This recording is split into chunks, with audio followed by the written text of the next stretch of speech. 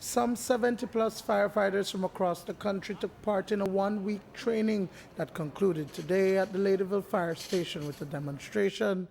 The program was focused primarily on search and rescue, fire suppression and rescue from road traffic accidents, and was made possible through a partnership with the U.S. Embassy and its military liaison office in Belize. The fire suppression capability has to do with live fire within our live fire training facility behind me.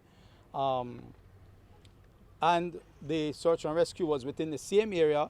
We just created sections within the container so that the search and rescue personnel are still exposed to quite a reasonable or high temperature of heat, similar to what they would experience in a structure during firefight.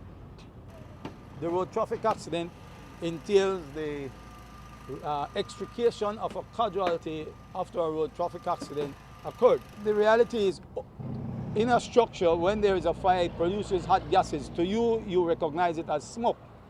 So let's use smoke for simplicity. It produces smoke which affects visibility. Smoke trapped within a confined space will definitely affect visibility. Of course, the fire also produces light, but only within the immediate fire area you will be able to see. So during the exercise, the search and rescue unit was blindfold, creating a situation similar to entering a structure that is not directly impacted by the blaze, but the hot gas within the structure spread around, as you can rightly remember from visiting other fires. The jaws of life that you know it as is a tool that is used to spread and create opening within a small area. Like if the door is unable to open, then it can force between and pry the door open. It can also be used to pull object together or lift object from an area. Equipments used during the training and demonstration today are the property of the National Fire Service.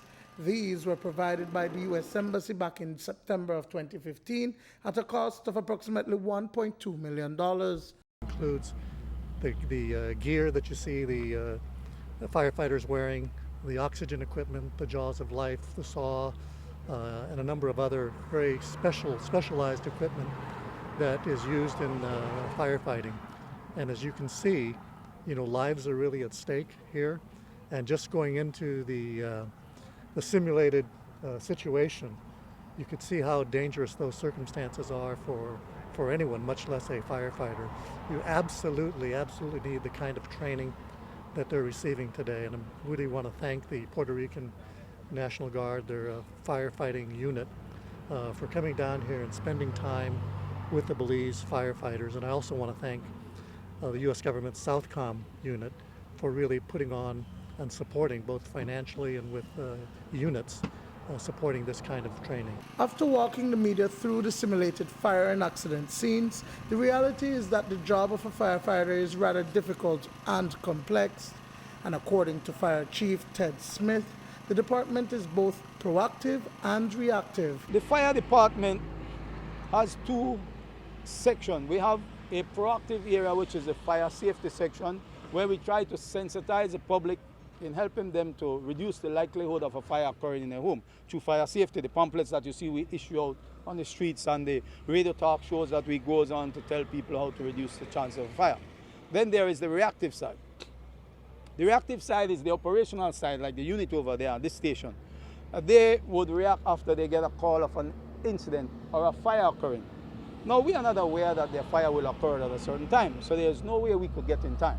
Realistically, it's impossible to get in time unless we are actually told there will be a fire at 10 o'clock this morning at that particular location. Duane, Moody for News 5.